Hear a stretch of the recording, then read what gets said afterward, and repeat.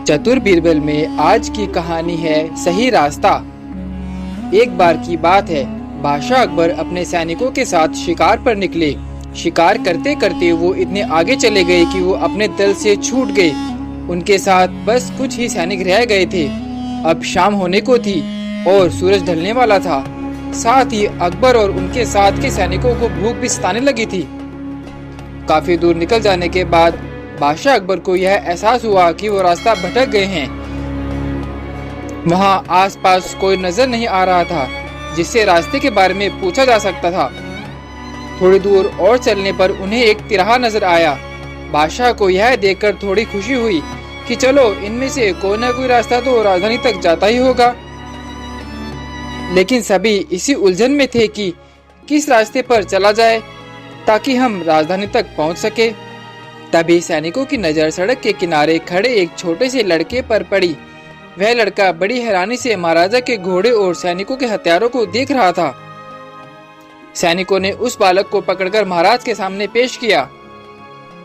बादशाह अकबर ने लड़के से पूछा, ए लड़के, इनमें से कौन सा रास्ता आगरा जाता है? यह बात सुनकर वह बच्चा जोर जोर से हंसने लगा।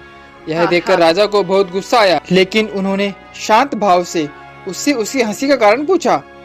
लड़के ने जवाब दिया, यह रास्ता चल नहीं सकता तो यह आगरा कैसे जाएगा? आगरा पहुंचने के लिए तो आपको खुद चलना पड़ेगा ना। महाराजा अकबर उस लड़के की सूझबूझ को देखकर चकित रह गए। उन्होंने प्रसन्न होकर उस बच्चे का नाम पूछा। लड़के ने जवाब में अपना नाम महेश दास बताया।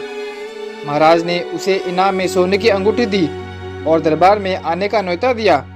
इसके बाद बादशाह अकबर ने लड़के से पूछा, क्या तुम मुझे बता सकते हो कि किस रास्ते पर चलने से मैं आगरा पहुंच पाऊंगा?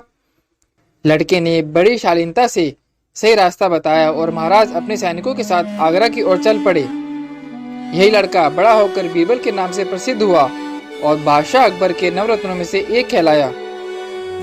तो इस कहानी से हमें यह सीख मिलती है कि ज्ञान और सूझबूझ का सम्मान करना चाहिए।